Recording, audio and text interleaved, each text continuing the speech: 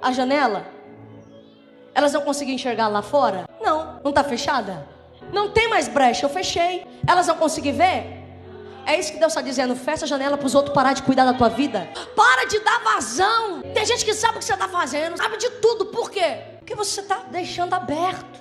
Aí o sonho e o projeto do fulano deu errado. Por que será? Porque está aberto. Deus está dizendo para você, para de compartilhar. Esses últimos dias nós temos presenciado inúmeros adolescentes e crianças falando a respeito de Deus. Muitos deles leem textos, mas não fazem citações, explanação, desenvolve o texto. Simplesmente se preocupam em falar aquilo que ouviram de alguém. Reproduzir uma fala, um pensamento ou uma pregação de alguém que eles admiram. E, embora você acredite que não, isso é um problema. Por quê? Muitas pessoas que vão à igreja, elas vão para ouvir a palavra. Elas estão ali para serem orientadas.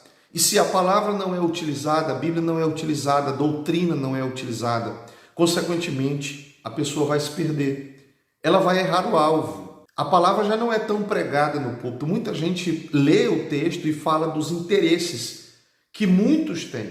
Aí se colocar os jovens, adolescentes e crianças para reproduzir mensagem de outras pessoas e todo mundo fica animado porque tem profecia, tem revelação, tem isso, e o principal não tem, que é a palavra. O apóstolo Paulo, escrevendo a Timóteo, ele advertiu acerca da apostasia, dizendo que ela viria por conta do falso ensino. Pedro também advertiu que surgiriam muitos falsos mestres. Jesus também falou a respeito disso no capítulo 24, que viriam muitos falsos mestres.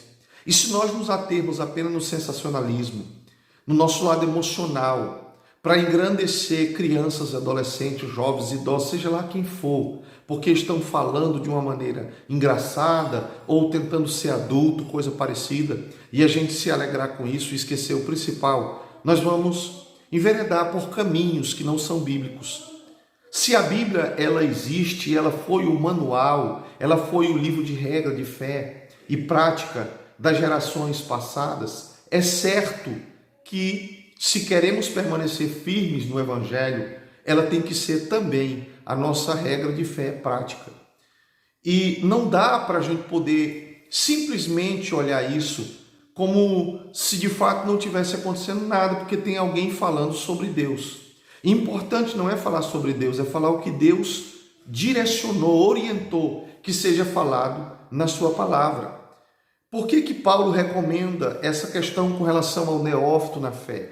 A não estar à frente, a não exercer cargo, a não fazer aquilo que vem ao coração e dá vontade.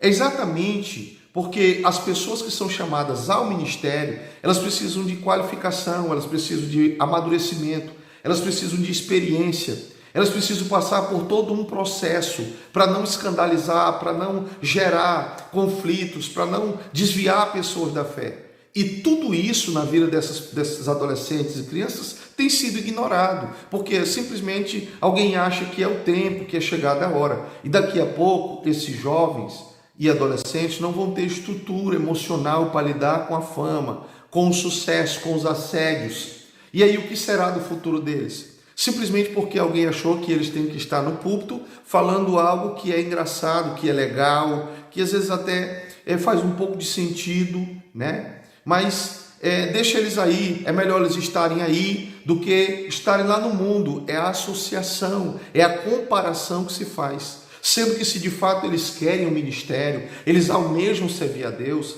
eles vão se dedicar, obedecer, eles vão fazer o que tem que fazer. Porque é assim que nasce o ministério na vida de alguém.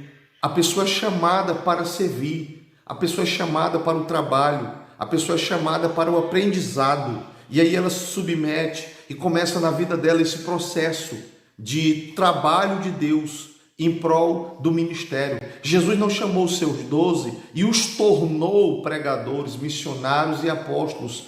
Não, Jesus chamou os seus 12 e discipulou, orientou, exortou, deu bronca, falou o que tinha que falar, deu ordens acerca de trabalhos. Eles foram experimentados, passaram pelo que tinham que passar, para só assim depois eles entrarem verdadeiramente no ministério. Mas hoje nós vemos diferente. Porque nessa era que nós estamos, a era da digitalização, todo mundo tem acesso ao celular, todo mundo tem acesso a possibilidades de projeção. E o que acontece? Essas pessoas trabalham a sua própria projeção e vivem de modo como lhes agrada, sem se preocupar. Muitas pessoas que estão em púlpitos de igreja, nem na igreja pisam para congregar, para aprender, para se dedicar a Deus. Eu não estou generalizando dizendo que são todos, eu estou dizendo que uma grande parte, porque de fato isso ocorre. E o adolescente pode falar, pode para outro adolescente, ele pode falar para jovens, ele pode chamar pessoas para ir à igreja, ele pode testemunhar. O que ele não pode é simplesmente ser colocado ali para reproduzir o que ele ouviu de outras pessoas sem a preocupação de que a igreja precisa ser alimentada, orientada, doutrinada, direcionada no caminho. E às vezes quem é para ter esse cuidado não tem, que são os pastores, os líderes, que simplesmente porque esses adolescentes, crianças chamam a atenção e a igreja vai superlotar. E eles não se preocupam com relação ao ensino. Querem a qualquer custo encher a igreja. E entenda, a Bíblia diz no livro de Atos que quem dava o crescimento para a igreja de Cristo era o Senhor. Não adianta fazermos coisas que vão mudar a rota.